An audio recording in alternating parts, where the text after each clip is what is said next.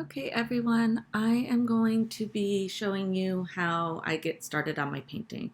The first thing I'm going to do is mix my skin tone. There's a brown in your palette, but everyone has different skin tones. Some have darker, some have lighter, some have more of an undercast of green, some undercast of blue. And so depending on your style inspiration and the level of realism, you'll want to think about skin color carefully.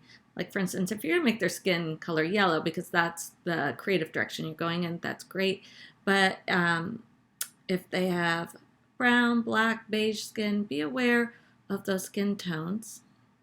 And now you can see I'm applying the skin tone, and my style is very flat, so I'm using a lot of water and going lightly to spread out the watercolor as flat as possible. Now, will I ever get it truly flat like in my inspiration image? My inspiration image was a digital illustration, and so that can go ultra flat, which watercolor can't, but I'm aiming to emulate that style, and the watercolor will kind of make it my own in the end, but I want to get as close as possible. So you can see I'm using that water, using the side of my brush, and I'm following the contour of the face. There is some shading in my inspiration image, and so I'm being aware of the how the paint will move around the face, following the lines, never painting straight across or straight up and down, blending. And if something dries and you get a line with the watercolor, just go in with water and re-blend it, reactivate that watercolor on the page. And know that your paint is going to dry a slightly different tone than what you put on the page. And so you might have to go back and do another layer or adjust your paint. I noticed when mine dried, it looked a lot more red, which was surprising to me. So, and you can see it starting to look red down below as it dries. And so as I'm blending, I'm taking out some of the red that I had put in as an undertone to warm up the brown. And so you want to think of this person, do they have cool skin tones, meaning they're more they have like undertones of blues, or are they more warm, like undertones of yellows or reds? If you've ever applied makeup, that's something people think about when they pick out things like foundation is, what are your tones in your skin?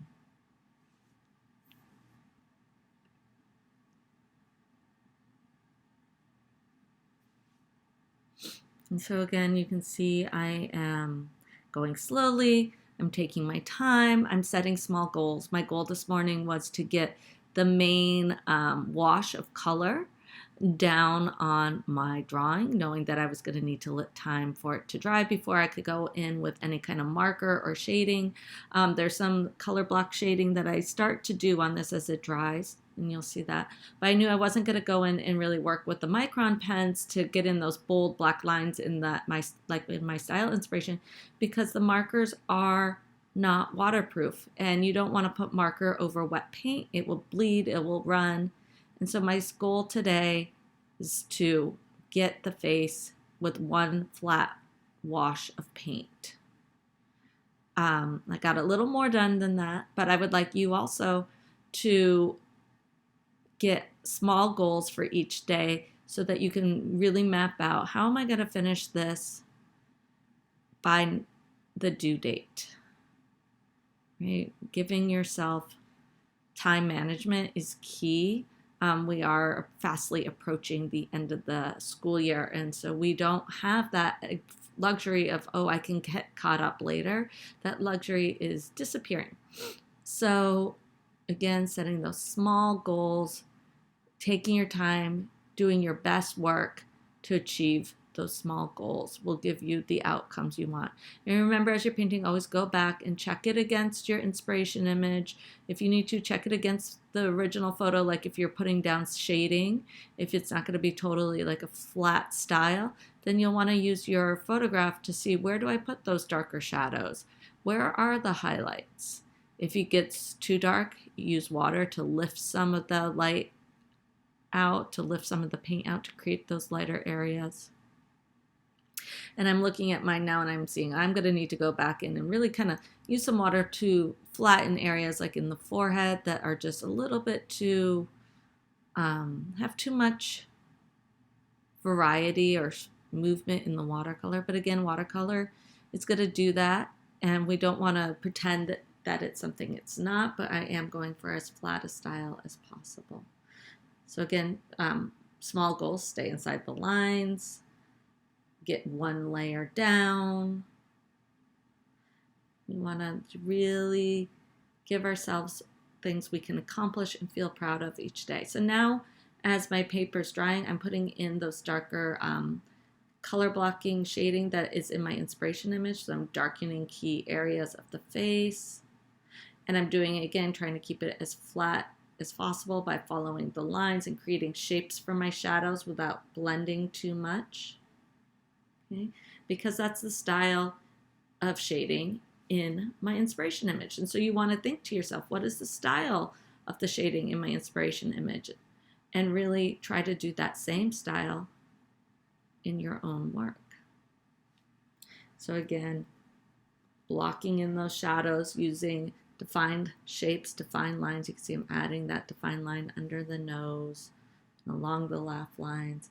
And I also know I'm going to go in and define these lines more with a marker afterwards because it has bold marker work in my inspiration image, bold lines. So as I add in the shading, it's starting to look more like my inspiration image. And I'm liking that progress, but my paper is pretty wet. So I need to be aware and not do shading where it's too wet and will start to bleed or run. I'm carefully looking at my inspiration image around the eyes. How did they shade around the eyes? What kind of shading? There's not a lot of shading, but I know most of the shading is around the eyes. So I'm going in to mine as well and following the contour of the line of the eyelid, following the side of the nose.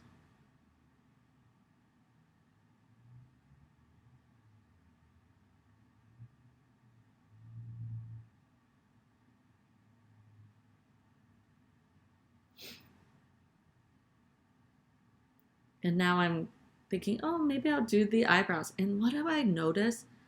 One thing I start to notice right away is the black in this color palette is kind of green. And I'm like, ooh, this is probably not going to work for me. So what can I do instead? And remember, you have the watercolor markers. And so if you need a really flat black, not this greenish black, then use the watercolor markers when painting with black. You can put the marker down and then spread it out with a brush. Okay, but I'm committed now because I did one, I got to do the other.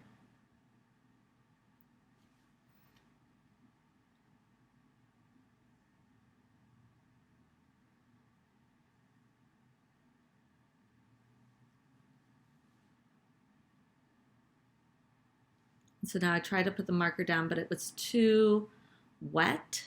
So I need to kind of spread it out and I need to just realize, hey, for now, this is going to be what it is. And I'm going to go back in later and fix that with the marker, but I've got to let it dry first because it's too wet.